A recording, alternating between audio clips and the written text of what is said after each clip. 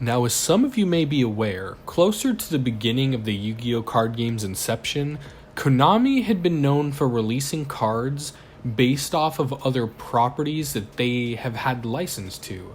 Cards like Gradius, Nano Breaker, and even Ryokokai are all these little shoutouts to an era before Konami was in the cardboard business. And it was always neat to me to think that Konami had any sort of sense of pride or actual admiration for these video game relics of the past. I bring this up because recently I noticed a trend. You see, I love looking through set list after set list trying to find some weird archetypes or deck strategies I could potentially want to build as an actual deck for myself. That's the fun I get out of Yu-Gi-Oh!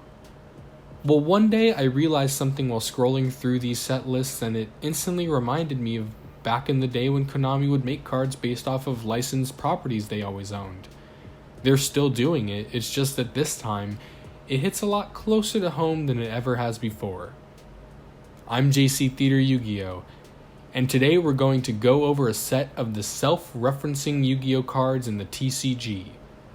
Let's just say this is a list of Yu-Gi-Oh! Cards whose names are quite familiar. For this list, I'm going to go in order from when the originally named sets were released in the TCG. That way we can kind of see the timeline of Yu-Gi-Oh! Sets along the way.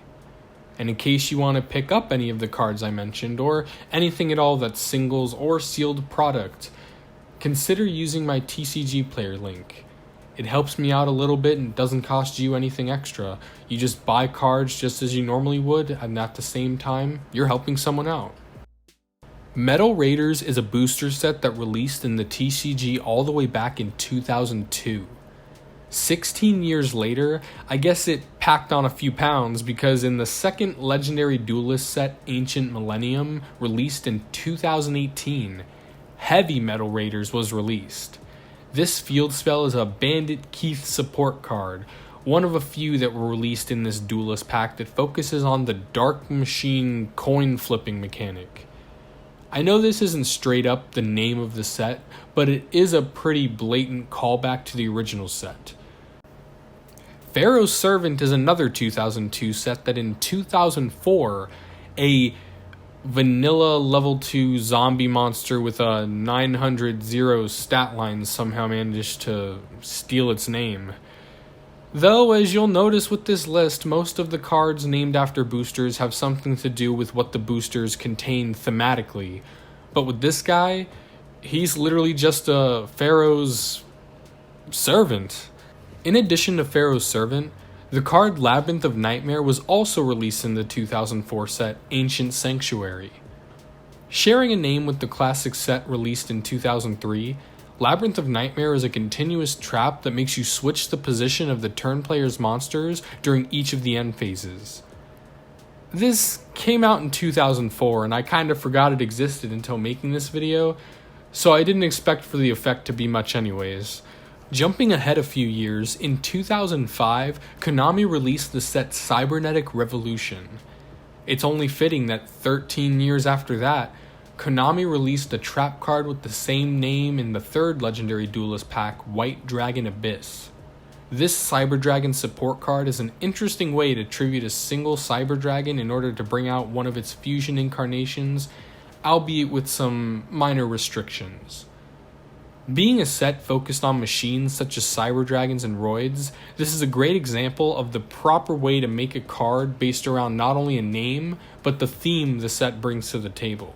Just 1 year after its release as a booster in 2006, in 2007, Konami ripped off the Cyberdark Impact for a normal spell card released in Tactical Evolution that is actually a pretty integral piece to Cyberdark builds. This archetype is not good at all, but the booster itself already was technically part of the archetype, so this was an inevitable thing to happen in all honesty. Bonus points for the added exclamation. It really makes you feel the impact. I want to give a quick shout out to Strike of Neos, because there's a card called Wrath of Neos that literally shows Neos karate chop striking with his hand, and I feel like it's almost a spiritual member of the list, if nothing else. In 2008, the TCG received the set Light of Destruction.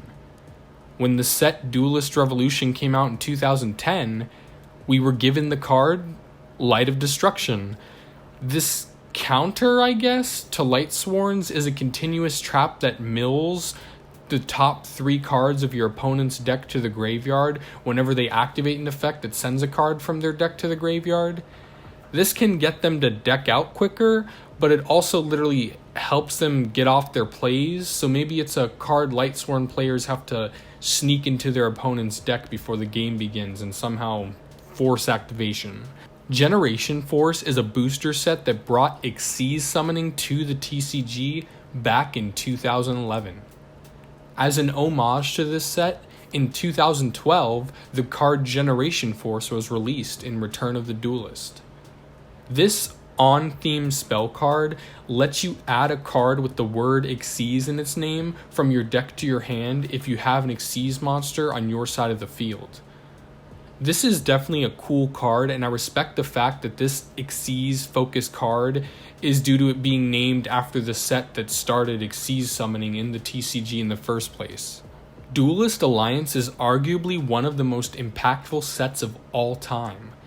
This was the introduction of both Shadal's and Burning Abyss to the game of Yu-Gi-Oh!, but it was also the set that released the pendulum mechanic as well. As such, 3 years after its 2014 release, the 2017 set Maximum Crisis had a spell that lets you add 1 pendulum monster, spell, or trap from your deck to your hand if it had the word pendulum in its name, if you had a pendulum in your pendulum zone. Similar to Generation Force, this is a callback to how a set ushered in a new mechanic, and therefore a card bearing its name is focused entirely on searching cards that help that mechanic out. And that's all of them. I do want to give a special honorable mention to Duel Link Dragon and Legacy of the Duelist.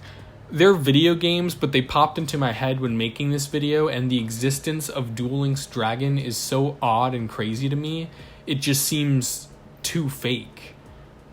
So those were the cards named after booster sets.